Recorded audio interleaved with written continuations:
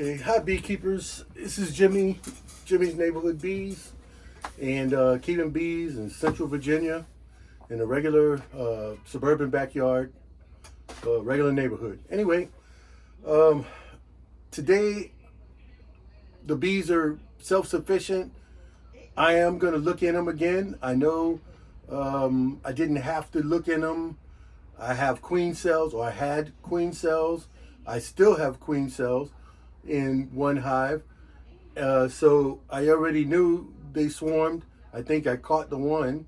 So just waiting on the queens to get out there, get mated, get back. I wasn't going to look at them for a month, but I said, let me check them at least every week. I'm going to go through, see if the queen was released, see if I see one that came back, and all that stuff. So before you see the video, I'm sure you tell you today's fortune. And today's fortune reads, enhance your karma by engaging in various charitable activities. Okay, well, yeah, we do that quite a bit, Sharon and I. We've enjoyed doing the charitable things we've done. We volunteered for 10 exchange students we had live with us over the years, from when our daughter was 9 years old until she was 17. We had one student each year. We didn't have one her senior year of high school. But then after she left home and went to school and moved to West Virginia, we've had a few since then. So last couple of weeks ago, I'm going to put a picture in here for those of you, the bee people. One of our exchange students came back to visit her and her husband. We met her husband for the first time. She was from Brazil, or she is from Brazil. So they came on a small vacation. They went to New York. We met them in Washington, D.C. They came down, did the sights, went, spent the nights at my daughter's house in West Virginia. And then we came back to D.C. and then they had to go back to New York so they can fly back to Brazil. So their picture will be floating through here in a minute, or during the video here. And so I want to say hi to Bruna and Tiago. She subscribes. Tiago, his English is not the greatest, but we got along fine. We understood each other, and I can't wait to go down and see them in Brazil. They keep saying we need to come down, so we need to go down. But anyway, so that was today's fortune. I'm going to get you guys into the video. Oh, I made a lot of progress on my daughter's hive. I'm not going to show that. That's going to be a complete, I didn't video any of it. But what I'll do is when I finish it, I'll do a complete walk around and explain the things I've got going on in that hive.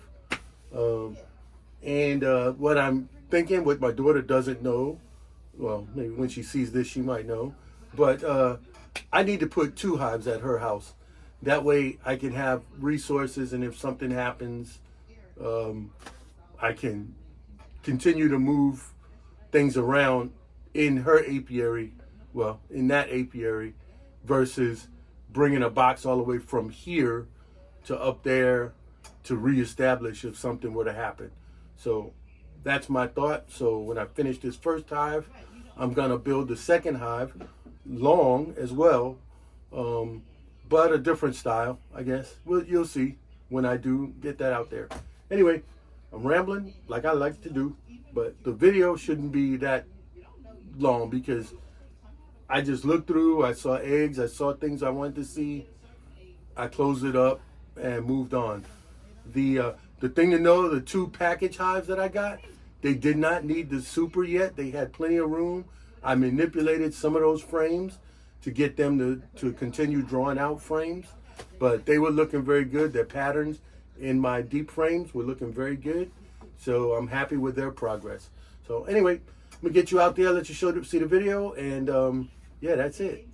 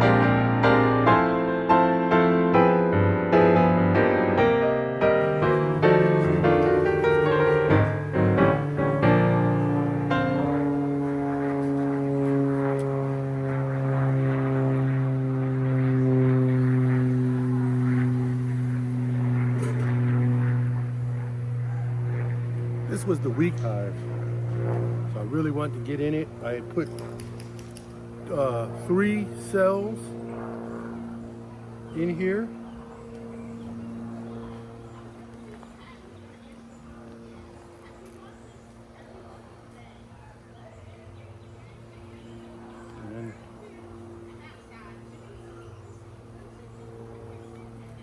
And I don't know if one here, but on this side there's still brood.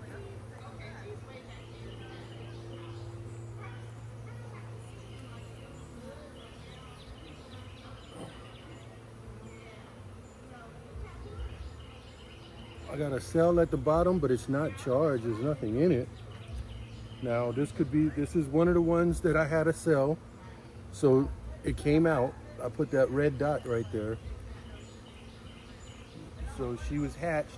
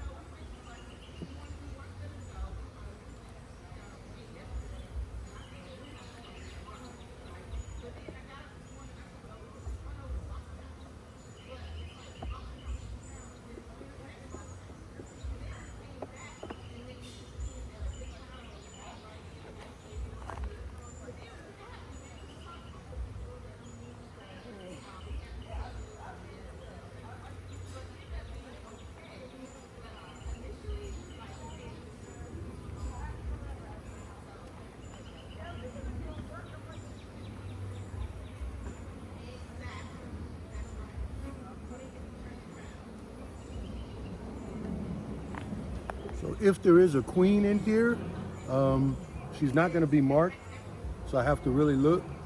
She may be a virgin, she may be very small.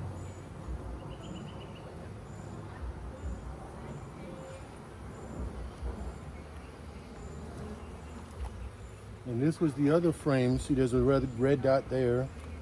This was the other frame I put in with cups, so there's nothing in those now.